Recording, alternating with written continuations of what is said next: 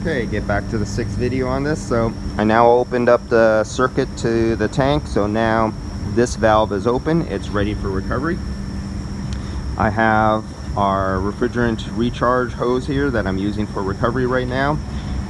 The high side is closed, the low side is open, so we take vapor only, and the valve is screwed down into the circuit.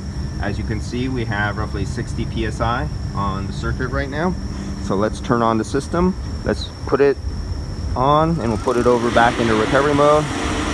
And hold on, before I get in recovery mode, stop paying attention to making videos instead of properly doing my procedures. And then on. Where is my measuring? I already have it out here, and I misplaced it. Okay, during the course of, oh, I dropped it, making videos. So let's zero it out. We're zeroed out. Let's make sure it weighs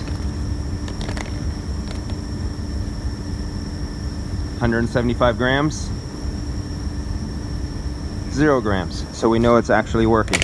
Okay, let's start it. Let's turn it on to recovery. I can hear the tank. I can hear the refrigerant going into the tank right now. We got 5 grams in there right now. 10 grams. And if you look inside there, in that sight glass, you see no liquid. You see no bubbling. You see no oil.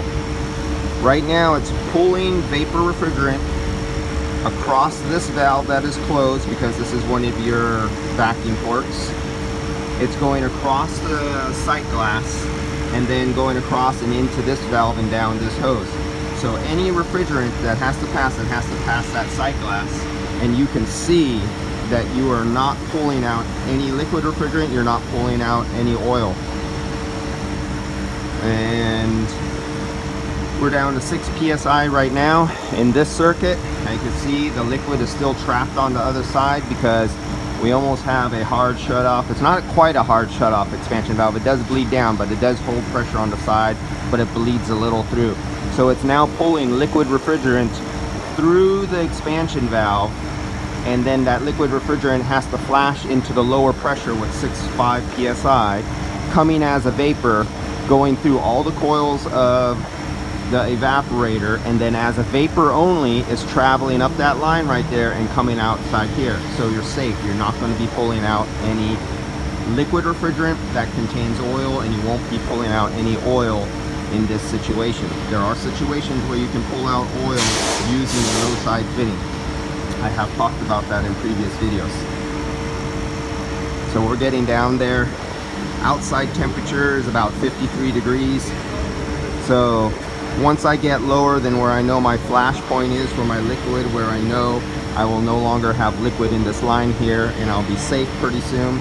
I'm going to say once I get into around 25 psi, I'm going to open up this liquid port right here.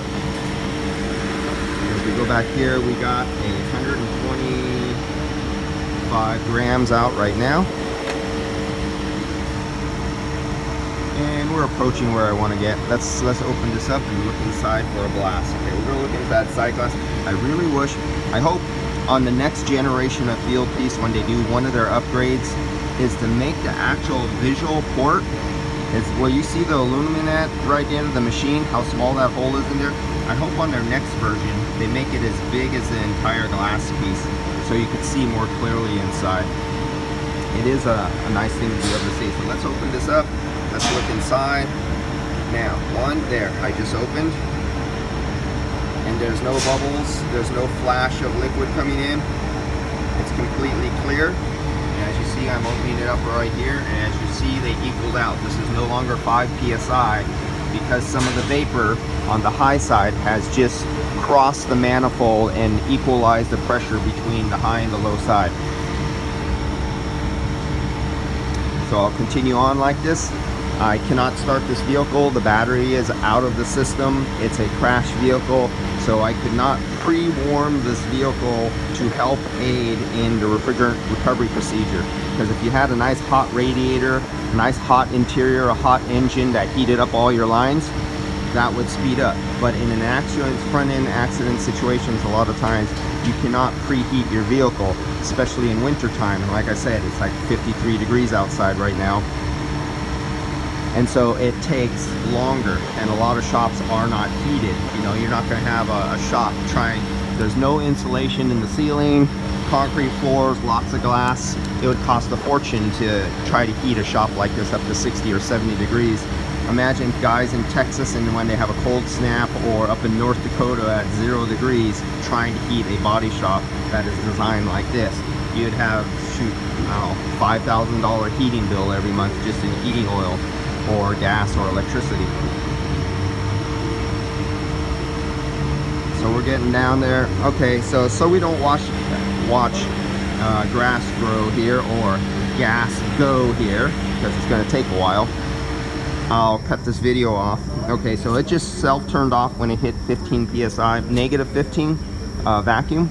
It cuts off because that's a cutoff point in this one. So I'm going to restart it again, and I'll just keep doing that until it gets below negative 15. That is the EPA's cutoff point for your minimum required holding. You go through your vacuum, your refrigerant decay test, and you should be able to hold below 15. And that's a feature, that's another upgrade when they redo their next model on their recovery unit. I hope they have it so you could program it into, you don't want it to shut off, and we're getting to 15, but it has to hold it. And MACS, M-A-C-S, has free EPA training guides for 608, 609 refrigerant license, and they go over some of these procedures in their free webinar training video that's available on YouTube. And I have highlighted that before in videos explaining where to go and watch that, and they actually just had one, I think yesterday or the day before. Alright, so get to the next video while I turn this on a few more times to get this refrigerant out of here.